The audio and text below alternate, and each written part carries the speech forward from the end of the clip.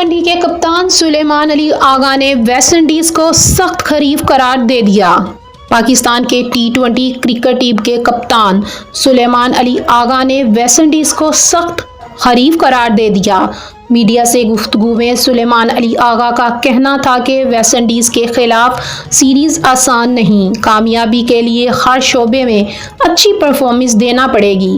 उन्होंने बताया कि बेहतरीन प्लानिंग के साथ मैदान में उतरेंगे और तमाम मैचेस जीतने की भरपूर कोशिश करेंगे।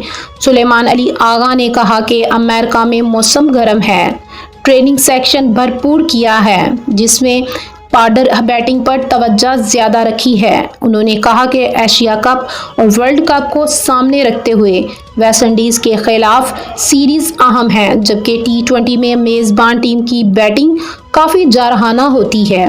ताम हमने भी तैयारी कर रखी है। टी20 के कप्तान का कहना है कि शाहिद शाह अफरीदी, हारिस रऊफ और हसन अली की वापसी खुश आइंदा है। इसी तरह सीनियर्स और जूनियर्स का अच्छा मजमुआ बन गया है। वाज़ेह रहे कि पाकिस्तान और वेस्टइंडीज़ के दरमियान 3 टी20 मैचेस की सीरीज़ का आगाज़ जुम्मे को पाकिस्तानी वक्त के मुताबिक सुबह 5 बजे होगा।